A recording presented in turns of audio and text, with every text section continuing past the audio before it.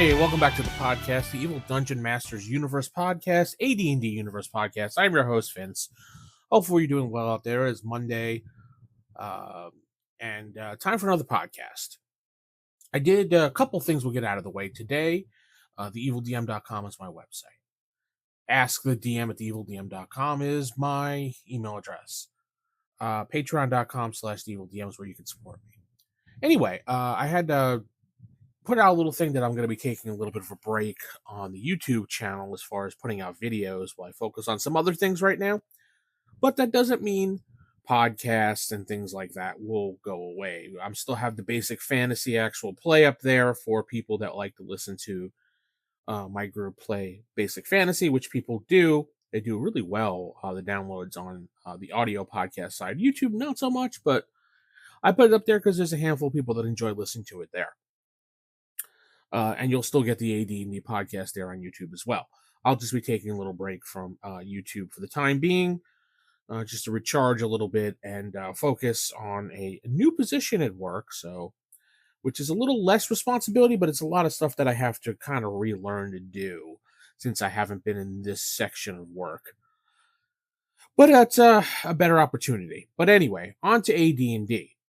Today, I'm going to talk a lot about a creature that when I was scrolling through some of the books, we're doing a creature today.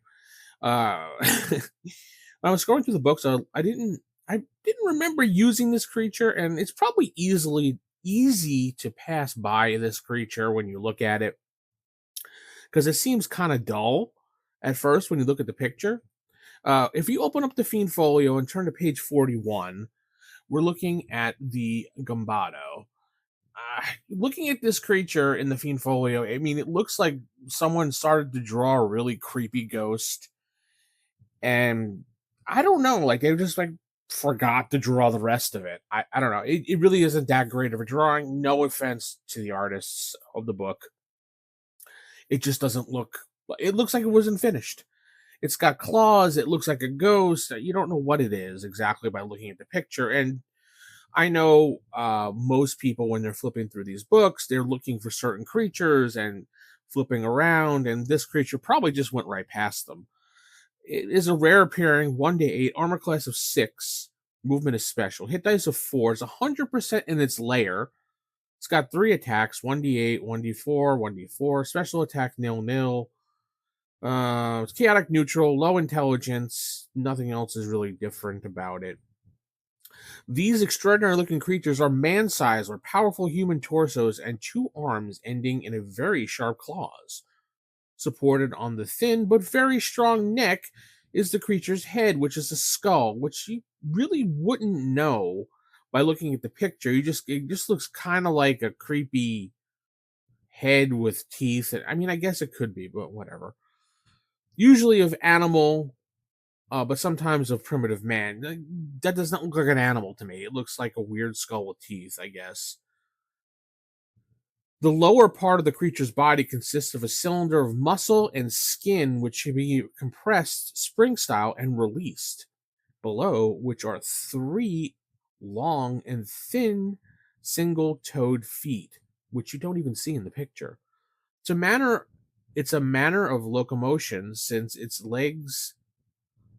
lacks legs as such. It is a series of springs. It jumps vertically. It can reach up to 14 feet high ceiling with its head, and when moving horizontally, it's a speed of equivalent of 12-inch movement rate, which is not that bad.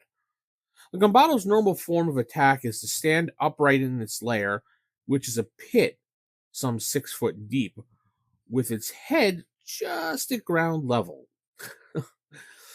By shoring up the sides of the pit, it can create a cover of rock, wood, rags, and old bones, so that an approaching adventurer, the pit is hidden, and only the skull is seen.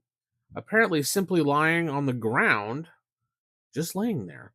If a living creature comes within 2 feet of the edge of the pit, i.e., 4 feet or so of the skull head, the creature will spring out and attack, in the first instance with a bite for only 1d8 points of damage.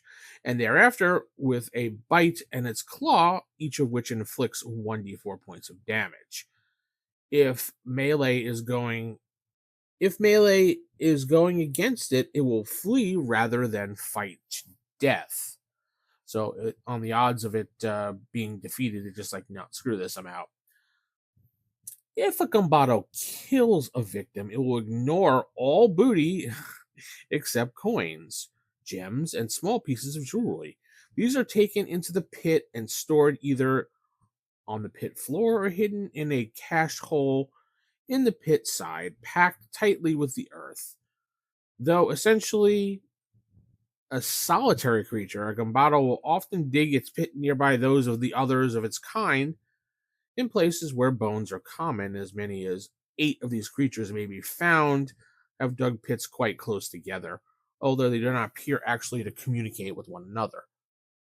It's kind of an interesting creature when you think about it, that it'll essentially gather in like kind of a small little community, and little knit community, but it's not apparent if they actually communicate or talk to one another. They just want to be near one another. And it's interesting that it lays a trap of maybe like skulls and rocks and just puts itself down there like it's nothing to stump out and surprise anything that comes within its feet. Well, adventurers, it says. I wonder if it's monsters. I wonder if it's animals too. I would think so. But I'm not understanding the point of why they're collecting things in their pit, like riches and stuff. It's just kind of one of those, ooh, shiny, and I'm going to hide it from things. Because these are just creatures that are like, ooh, and it just, shines. I could see like other type creatures like kobolds, orcs, things like that, having gold and stuff, because they can use it for trading and, purpose of buying things. But these things just kind of chill in its own little pit and store it in there because that's what they do. Looking around, I see that this creature has an entry in 2nd edition. It has an entry in Pathfinder. I don't think it's in 3rd edition. I couldn't find a reference to it, though. I could be wrong. I couldn't find some of my monster books for 3rd edition. So I was looking online for it. I could not see it. I did see it in the Pathfinder D20 SRD online. I did see someone did write it up way back in 2002 for N-World, for the Gambado, for 3rd edition. So I don't know, maybe there wasn't a actual official entry and somebody wanted it, but we have it here. Looks like, looking at 2nd edition, the creature changed quite a bit. More detailed. Its head looks more like an animal skull that you would find in the desert or something. It's more muscular looking, along with it. You could see its kind of feet type thing that it would move across the ground or spring up with, giving a lot more detail compared to what it looks like in 1st edition. We also see it in 5th edition. The SRD actually has a creature for the creature entry for the Gambado. I don't know if it's officially in or it's just in the SRD website online. I don't have 5e books anymore, and I don't remember seeing or using this creature whatsoever. It really doesn't mention any of its things like pits or anything like that, and it's an armor class of 12 actually, compared to its armor class of 6. So it should have a higher armor class of 14-ish. It's got 32 hit points and 5. Yeah, it doesn't really. Yeah, it's to challenge rating 2, so it's not that big of a creature, but it's not really a powerful creature. 2nd edition, it has more information, but I didn't see much of it in anything else. So it's a creature that's kind of lasted. No, I could see. I find it interesting that it springs. So that the creature has this ability to like not coil up, but like scrouch down and boing up and like attack. So I'm wondering if maybe killing this thing, you can harvest some of it to maybe use it in some type of way to to spring, or maybe some type of way to make some magical boots or something that let you jump a little higher. I could see a magic user of high level, an inventive player taking this creature's, I don't know, muscular ability in the bottom and figuring out a way to concoct something with boots and a magical research and something. I could see that happening, and having you the ability of every time you leap or jump, you can uh, do it with, 2 times the ability or something. So if you could jump 6 feet with no problem, you could jump 12 feet with no problem. Not you can't really jump 6 feet with no problem, but just an example what I'm talking about. Some type of magic user research, and if you have a really inventive player, I could see them doing this. I mean, it would take some time, but I could see that really happening. Now, ways that you as a DM could probably use this creature as, a ring of skulls in a barren field, and players see this and they're kind of suspicious about when they see it, but most of the time you can put some decoys in. Most of the time they see that, they will just walk right by it or not bother with it. Now, you put enough of those down there, maybe the first time they will check it just to see, and that's your decoy. And maybe you put a second one in further around, then make it another decoy. Don't make it a perfect circle, or just put a couple on a line, like it looks like they're just kind of laying there, these little, like, desert skull things. And they check it, and it's nothing. Okay, okay. And then they move on to the next one, and nothing. They're like, all right, it's just skulls. It's fine. Generally, they're not going to check each one of them, but you have that second decoy just in case. And then finally, when they get past the third one, that's when the creature springs, yunk, and it gets them. I was thinking like a road bend is littered with like silver. Each step forward puts you inside another's pitch trigger zone. So like these creatures actually lay out a trap. They're not really intelligent. They're low intelligent, but doesn't mean they aren't stupid. I mean, low intelligence creatures can still hunt and try to trap prey when it comes to trying to get their food or something. Because you're thinking about, they're springing out because they want food.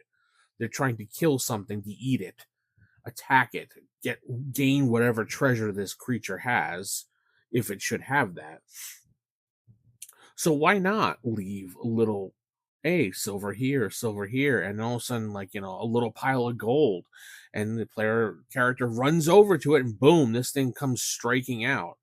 I could see it doing that. I mean, that's not that difficult to do that. So, I don't know. It could be an interesting thing. Now, I know these creatures usually just kind of chill in their pit, but it doesn't say that they don't leave their pit. Now, what if these creatures decided that during the day they kind of chill out because that's when a lot of people travel, but at night they squiggle out of their layers, they cover it up so people can't find it, and they go hunting? And they go, right, springing into the forest or something, and try to find people that are camping. And that's what they do in their nightly routine. They go out hunting. Maybe they go out in packs, since they like to live, they like to, somewhat form a society. Maybe they will hunt together. Can you imagine like 8 of these things springing into your campground in the middle of the night? You're poking at the fire, and you're like, you're on watch, and everybody's sound asleep, and all of a sudden these things spring into the camp, and you're like, oh shoot, trying to wake everybody up. And these creatures are attacking while you're doing this, and people don't have their armor on because you don't sleep with your armor on.